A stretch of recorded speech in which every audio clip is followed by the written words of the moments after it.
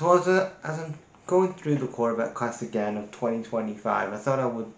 I want to get through most of these quarterbacks. I don't know if I'm going to get through every single one of them because of time and other things going on that I've got other things I want to plan for the channel and stuff. So I want to get through as many of the quarterbacks as I can, and then I'm going to do another, like I said a few days ago, another mock draft, and then we'll talk about the draft after. And I'll give you my thoughts. But let's talk about Jalen Milroe as a quarterback from Alabama.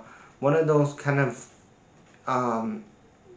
quarterbacks he's kind of hit a lot of people I've seen or heard of their opinions on him are mixed, and but I'm going to give you mine. Games that I saw him on tape were LSU, Wisconsin, Georgia, WKU, Auburn, Oklahoma, Michigan, South Carolina, and Mercer. First thing that I saw on tape, which I really liked, shows a great rare competitiveness in critical moments, down like in the fourth quarter of games, which I really like. Is if his team's like really down, a couple of touchdowns or whatever, like he's still like going at the team and being a good leader, which again just shows how if you're going to be a franchise guy, you need to lead your offensive line. He has a cannon-like arm with an easy velocity on vertical throws, and can drop some good plays down the field,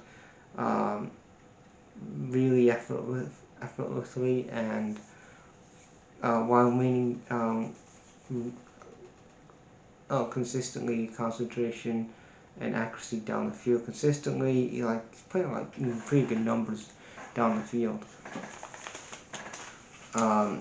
One other thing that I liked on his tape was he has a natural ability to manipulate the defense in subtle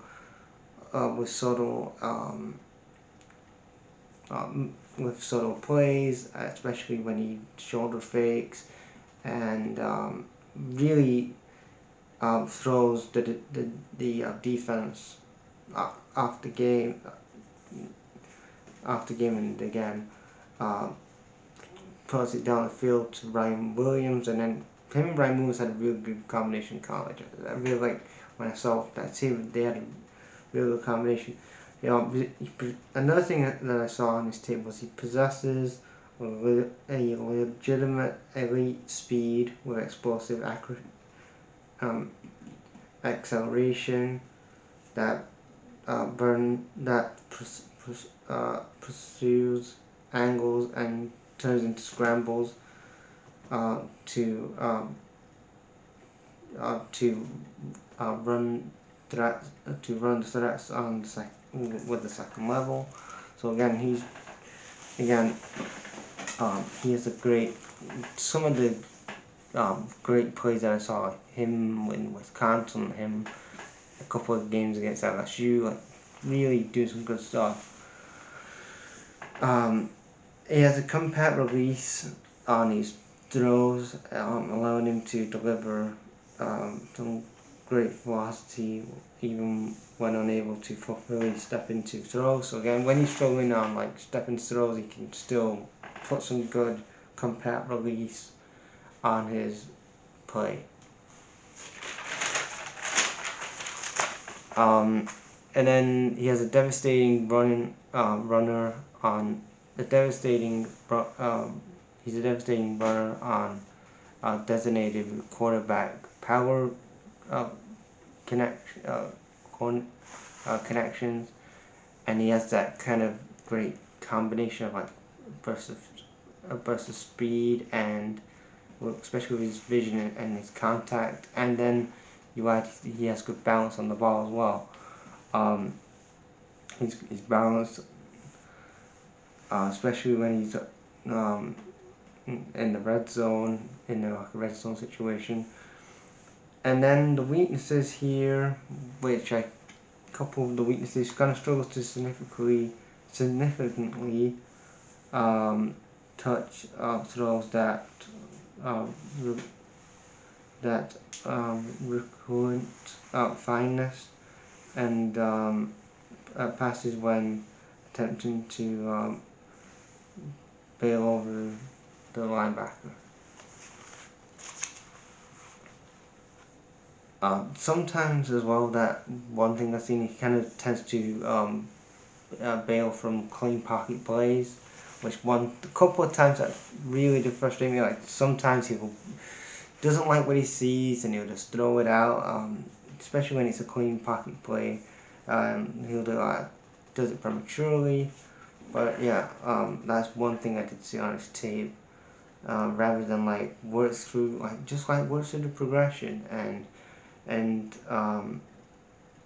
just think about more the read more of the defense and cover a bit more. Again, people talk about his hand size, and that's one thing again. This whole thing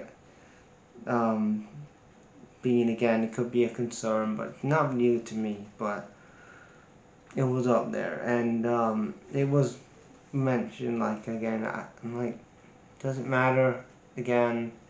Uh, Then kind of one other thing that I picked up on that is progressing on his speed and his decision making. Needs to improve. You kind of really need to improve his physical tools. He kind of holds on to the ball a bit too long. I saw that a lot too. Some plays he's like, no, just again, if there's something open, just do it. Stop holding on for too long. That's gonna really, give it a couple of seconds. You hold on a bit too long, just see what you can do, or just throw it out. You know what I mean? And then really, my summary of Milroe. Milroe again. To me, he's a physically gifted quarterback. He is definitely going to be a starter. He'll be a starter somewhere. Second round, I could see him going to Cleveland, especially if Cleveland go for a Travis Hunter in the first round. Second round, he maybe go to a Cleveland. He may go to the Cleveland, the Browns, the skid marks, the Raiders. People say no, let him sit you don't have to sit a year.